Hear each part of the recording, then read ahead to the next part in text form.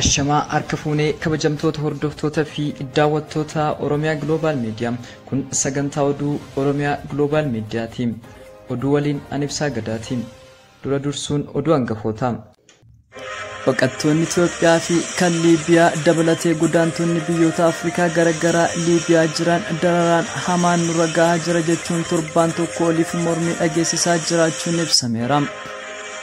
Itoophiyaatti namoota sababa Covidin du'an 6,000 ta'an keessaa kan talaalame tokko qofa ta'uun ibsameera. Naannoo ummatoota kibbaa lixa Itoophiyaa akka hundaa'uuf sagaleen caalman sassaabamuun ibsameera. Naannoo Amaaraa bakka humnoonni TPLF to'atan keessatti haleellaan qilleessaa raawwachuun gabaafameera. Kabajamtoota hordoftoota fi daawwattoota keenya chaanaalii keenya subscribe gochuun odeeffannoo waayitaawwan akka isin bira ga'u gochuu dandeettu. Amoduu bal'inaan lammiilee Itoophiyaa dabalatee godaantonni biyyoota Afrikaa garagaraa Liibiyaa jiran dararaan hamaan nurra gahaa jira jechuun torbaan tokko oliif mormii dhageessisaa jiru. Godaantonni kunneen manneen hidhaa biyyattii keessa jiranitti dararaan isaan irra gahu akkasumas sarbamiinsi namoomaa nurra gahaa jira jechuun mormuuf waajjira UNHCR magaalaa Tripolitti argamu fuulduratti mormii dhageessisaa akka jiran ibsameera. Godaantonni kunniinis torbee darbeerraa eegalee guyyaa 10ffaa fuulduruma sana oolanii bulaa jiraachuun himameera. Godaantota kanneen keessaa daa'immanii fi haadholiinis keessatti argaman suuraaleen miidiyaa irratti qoqqoodaman agarsiiseera. Dhaabbata mootummoota gamtoomanitti dhaabbanni baqattoota UNHCR'n dameen biyyattiitti argamu gamasaatiin baqattoonni hedduun gara waajjira isaa CDC jedhamutti dhufuu mirkaneessuun humnaa ol akka ta'e himee jira. Hoogganaan ejensii baqattoota United Nations damee Liibiyaa Reutersiif odeeffannoon kenneen yoo xiqqaate baqattoonni 6 tursiisa baqattoota Tripolitti rasaasan ajjeefamaniiru jechuun ibsee jira. Baqattoonni hedduun giddugala tursiisa baqattoota kanaa keessaa cabsanii miliqaniiru kan danda'an immoo dhiheenya sanitti argamutti walitti qabamaniira jechuun ibsee jira. Fuula Feesbuukii dhaabbatichaan ergaa qoodameen CDC fuulduratti namoonni haala hin eeggamneen dhufuu isaaniitiin akkasumas hokkora babal'achaa dhufuun hojiileen idilee CDC dhaabbateera jechuun ibsee jira. Dargaggoo Abdurrahmaan Abdulqaadir Liibiyaa keessatti waggaa 6 akka jiraate kan hime. Mootummaan Liibiyaa nutti ka'ee nama qabee mana hidhaatti guuruu eegaleera jechuun gadda guddaan rakkoo keessa akka jiru himee jira. Dargaggoon kun dabaluun hatamtamaan biyya kana keessa akka nu baasan gaafachaa jirra jechuun ibsee jira. Kana malees dhalattoonni biyya Itoophiyaa fi kanneen manneen hidhaa keessatti guuraman kanneen kumaatamaan lakkaaman mana hidhaa cabsanii akka baanis gabaafamaa akka jiru ibsee jira. Kanneen lubbuun darbees akka jiran himamaa jira. Gabaasa ergamni deeggarsa United Nations Liibiyaa keessaa UNICEF torban darbe keessa baaseen yoo xiqqaate godaantota keessaa namoonni tokko yoo ajjeefamu 15 ammoo miidhaa cimaa fi salphaan irra gaheera jechuun ibsee jira. Akka gabaasa kanatti humnoonni nageenyaa mootummaa Liibiyaa bakka Gargaarish jedhamuu fi bakka godaantonni fi koologaltoonni hedduminaan itti jiraatan seenuun duula geggeessaniin miidhaa geggeessuu ibsee jira. United Nations akka jedhutti duula mootummaa Liibiyaa geggeessaa jiru kanaan daa'immanii fi dubartoonni dabalate yoo xiqqaate namoonni 4,000 ta'an hidhaa bu'aniiru jechuun gabaaseera. Akka dargaggoo Abdurrahmaan jedhutti namoonni manneen hidhaa mootummaa Giriyaanaa jedhamu cabsanii bahanii hokkara dhalateen lubbuun namaa darbuus himamee jira. Viidiyoowwan bakka sanatti argaman akka mul'isanitti dargaggoonni dhibbaan lakkaaman barreeffamoota afaan Ingilizii fi afaan Arabaa qabatanii mul'ataniiru. Ergaawwan mul'atan keessaa lubbuu baqattootaaf xiyyeeffannoo baqattoota gara bakka nagaa qabutti godaansisaa kan jedhanii fi dhaabbanni mootummoota gamtoomanii United Nations gamtaan Awurooppaa gamtaan Afrikaa akka isaaniif birmatu barreeffamoota gaafatan qabatamanii achitti argamuu ibsamee jira. Kana malees dargaggoonni gariin miidhaan qaamaa irraa gahee mul'ataniiru. Dhimma baqattoota himata keessaa manneen hidhaa kanneen keessaa dararaan irra gahu dabalate. Eegdota manneen hidhaatiin maallaqa hedduu akka maatii isaanirraa ergisiisaa dirqisiifamu himamee jira. United Nations gamasaan ibsa torbee darbe keessa baasee mootummaan Liibiyaa to'annoo jala oolchuu fi hidhaa seera qabeessa hin taane akka dhaabu gaafachuun daa'immanii fi dubartoonni hidhee satamtamaan akka gadhiifaman gaafateera.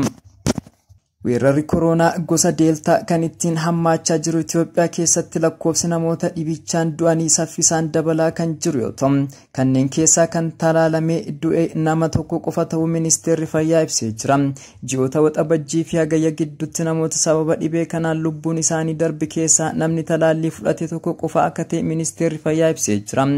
Hanga sanbata darbeetti lakkoofsi namoota COVID-19 du'anii 5,950 ol ta'u ragaan ministeerichaa ni agarsiisa. Torban darbe qofa namoonni sababa vaayirasii kanaan lubbuun isaanii darbe 308 yeroo ta'u, kunis erga weerarichi Itoophiyaa galee du'a guddaa torban tokkotti galmaa'edha. Giddugalaan namoonni 1,000 vaayirasichaan qabamaa 44,000 ammoo du'uu ibsee jira. Lakkoofsi namoota du'anii kan kutaa wal'aansa dhibee cimaa galanii fi kan haaraan qabamanii dabalaa jiraachuu sababni hammeenya gosa deeltaa walgahiiwwan baay'achuu of eeggannoon hawaasaa hir'isuu isaatiin ta'uu ministeerri fayyaa Dr. Liyaa Taaddasaa himaniiru. Dr. Liyaan qorannoo CDC waabeeffachuun ibsa kennaniin namoonni hin talaalamin dhibee kanaaf saaxilamuun qabaman dachaa 4.5 guddaa ta'u, carraa wal'aansa hospitaala galuu dachaa 10 xiqqaa ta'uu fi dhukkubichaan du'uuf ammoo carraan jiru dachaa 11 ta'uu hubachiisaniiru. Tibba manneen barnootaa itti banamu eegalu ta'uu isaa wajjin wal qabatis barsiistonni talaallicha fudhachuun maatii fi barattoonni maatii of eeggannoowwan barbaachisu akka godhan gorsuun maaskii dirqisiisaa gochuu fi walirraa fageenya gorfamuu raawwachuun akka barbaachisu ibsaniiru. Itoophiyaan torbaanota dura gosti koronaa dandeettii dhukkuba cimaaf akkasumas du'aaf saaxiluu isaatiin hamaa jedhame deeltaan biyya keessa galuu ibsiteetti.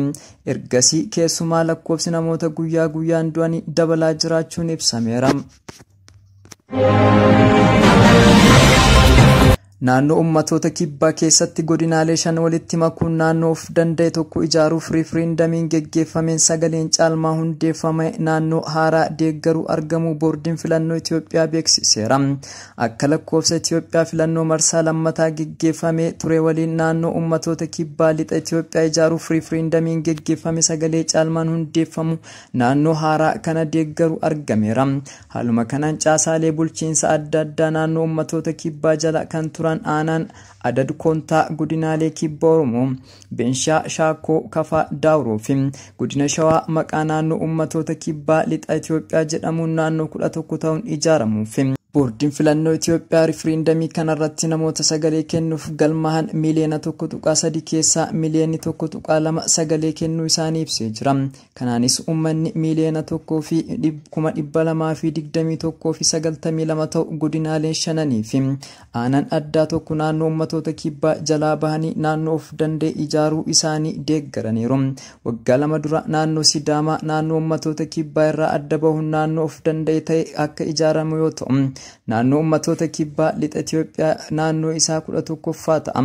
Boordiin filannoo Itoophiyaa bu'aa riifreendamii kana mana maree federeeshiniif dhiyeessee naannoo haarofni akka hundeeffamu beeksiseera. Keessumaa waggaa 3 dura ministeerri muummee Abiy Ahmad gara aangootti erga dhufanii naannoo ummatoota kibbaa kan saboonni hedduun keessa jiraatan keessatti gaafiin naannoo of danda'e ijaaruu hedduun dhiyaachaa jiraachuu ibsee jira. Mootummaan federaalaa gaafiiwwan kaan qorachuun deebii kennuuf hojjechaa akka jiru erga ibsee hundeeffamni naannoo Sidaamaa kan jalqabaa yeroo ta'u kan ummatoota kibbaa lixaa isa lammataa ta'uu isaa akka ta'e ibsameera. Naannoo Amaaraa bakka humnoonni TPLF to'atan keessatti guyyoota lamaan darbaniin haleellaan qilleensaa jabaan raawwatamaa akka ture dubbii himan TPLF Rooyitersiif himee jira. Obbo Geetaachoo Raddaa jimaata bilbilaan Rooyitersitti yoo himan haleellaan qilleensaa jabaan kun waraanni Itoophiyaa fi kan deeggartoota lafoon humnoota TPLF haleeluu akka malan akeekkachiiftudha jedhaniiru. Guyyoota kamisaa fi jimaatarraa naannoo Amaaraatti gama qilleensaa fi lafoon haleellaan jabaachuu maddi oduu Afaappaa maddeen garagaraa namoomaa fi finciltoota irraa mirkaneeffadhe jechuun gabaaseera. Waraanni mootummaa Itoophiyaa fi humnoota TPLF gidduutti erga eegalee jiini 11 kan lakkaawame yoo ta'u, humnoonni TPLF naannoo Amaaraa erga seenanii ji'oonni lakkaa'amaniiru. Waraana lubbuu hedduu gaagee qabeenya guddaa mancaase fi miliyoonota qeerraa buqqise kana mariin furuuf waywaanni dhaabbileen idil addunyaa hanga ammaa bu'aa qabatama hin finne. Haleellaa akka haaraatti banameera jedhame kanarratti mootummaan federaalaa Itoophiyaa hanga ammaatti ifatti wanti himee jiru. Adda waraanaa hundatti humna cimsannaan guddaan adeemaa jira. adda isa kam irratti haleellaa jabaa akka banuuf deeman hin beeknu kan jedhan obbo Geetaachoon meeshaalee gurguddoo fi dirooniin hojiirra oolaa jiraachuu ibsaniiru. Haleellaan qilleensaa kamisaa eegalee jimaatas cimee itti fufuu himameera.